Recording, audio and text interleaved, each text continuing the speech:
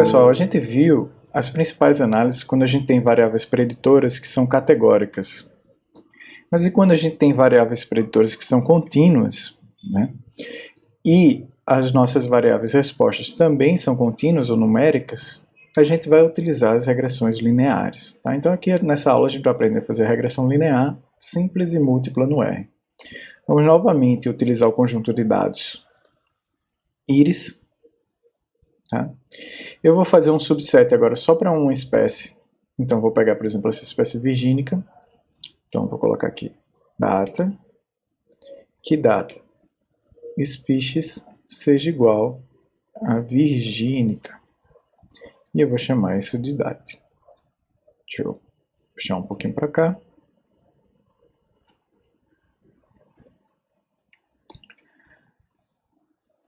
Está dizendo aqui, ó, que faltou definir as colunas, então faltou botar uma vírgula aqui. Pronto, fiz isso. Deixa eu abrir um pouquinho mais. Agora o meu conjunto de dados ele só tem a espécie virgínica, né? Eu posso ver ele aqui para conferir usando o view.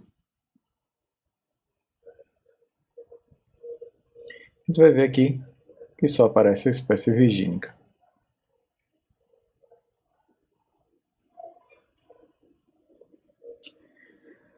Ok. Agora que eu tenho o meu conjunto de espécies, é o meu conjunto de dados para uma única espécie, vamos fazer então. Então, para fazer a regressão linear, a gente vai usar a função LM, tá? Linear Model.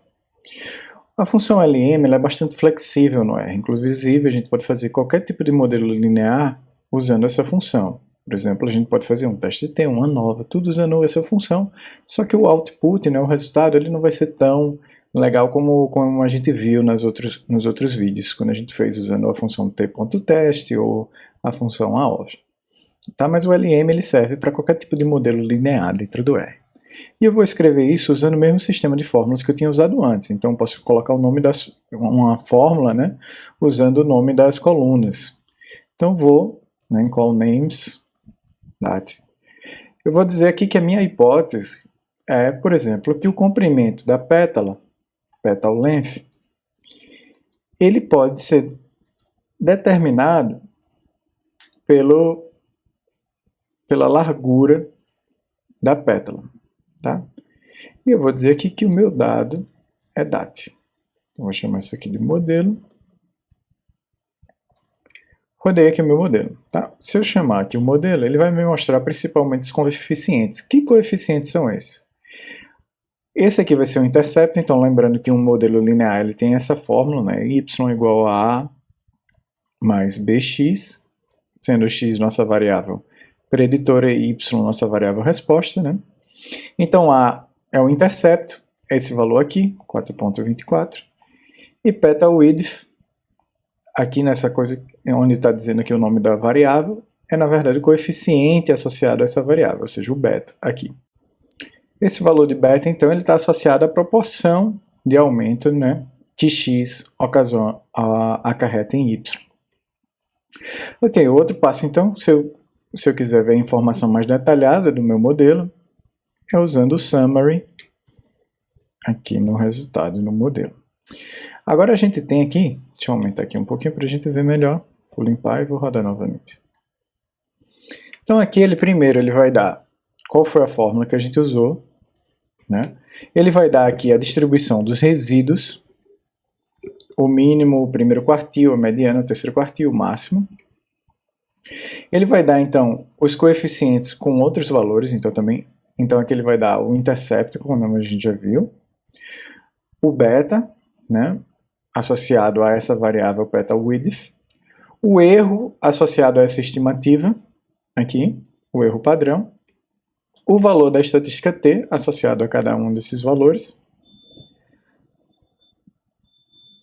o p-valor, que a gente está interessado principalmente é nesse daqui, nesse p-valor aqui, significa então que se ele está menor que 0.05, né, a gente pode rejeitar nossa hipótese nula de que eles são independentes entre si. Então parece que petal width está sim relacionada ao petal length, ou seja, a largura está associada ao comprimento. Aqui ele vai mostrar o erro nos resíduos, né? Aqui os graus de liberdade associados aos resíduos. Aqui o R quadrado, então significa que o de 0.1, R quadrado de 0.1, significa que a gente capturou apenas 10% da variação no comprimento da pétala, né? A largura só explica 10% dessa variação como um todo. E aqui a gente vai ter a estatística F, né, que normalmente é apresentada nesse tipo de situação, que é 5.5 com 1 grau de liberdade e 48, né, são os 2 graus de liberdade associados. E o p-valor do modelo como um todo de 0.02, que a gente já confirmou que está uma variável associada à outra. Eu posso fazer agora um plot disso, usando a função plot, um gráfico de dispersão. Vou copiar a mesma coisa que está aqui. Tá? Quando eu faço o plot, então consigo ver aqui a relação entre essas duas variáveis. Eu posso adicionar, usando a função abline, e usando aqui o modelo, colocar uma cor vermelha para vocês verem melhor. Opa, não abline, abline. Ele vai colocar aqui ó, o resultado do nosso modelo linear. Tá, deixa eu mostrar aqui melhor para vocês.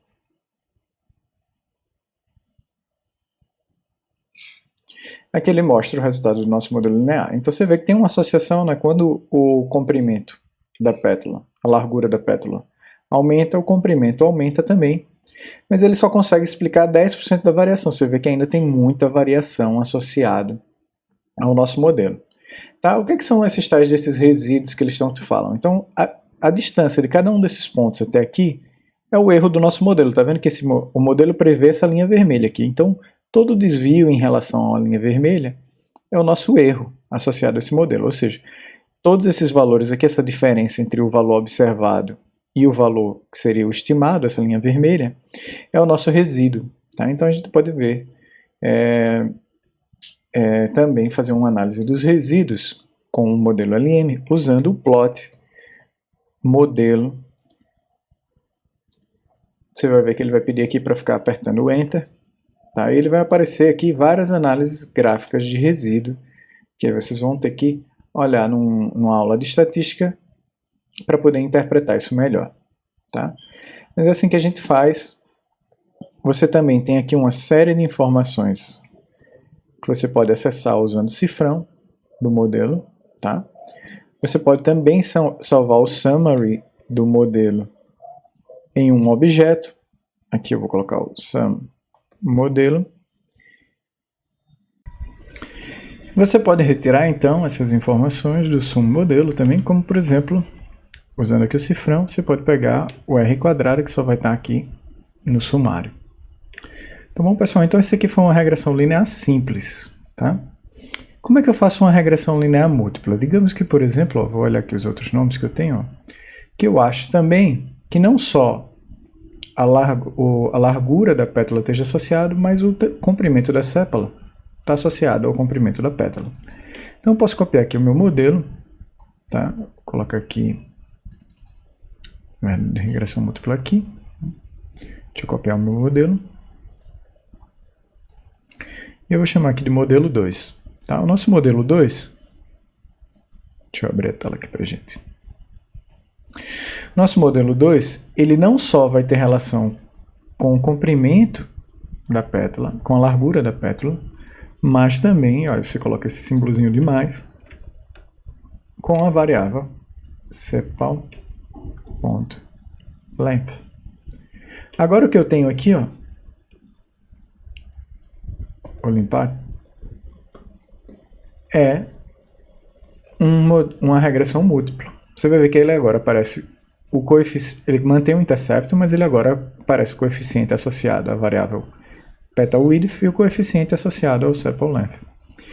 Isso porque, né, pessoal, se a gente lembrar então da fórmula aqui, que era A mais BX, para uma regressão múltipla, simplesmente ele vai adicionar aqui, ó, um coeficiente para a variável 1 e um coeficiente para a variável 2. Então a gente continua com um intercepto e agora a gente tem o beta associado a uma das variáveis e o beta associado a outra variável. Então, da mesma maneira, eu posso fazer o summary modelo 2. Ele vai me dar aquela mesma informação, sendo que adicionalmente aqui ele vai colocar uma outra variável. Então, ele está me dizendo, olha, quando eu coloco numa regressão múltipla, o petal width, ou seja, a largura da pétala, ela passa a não ter um efeito, porque o efeito parece ter sido...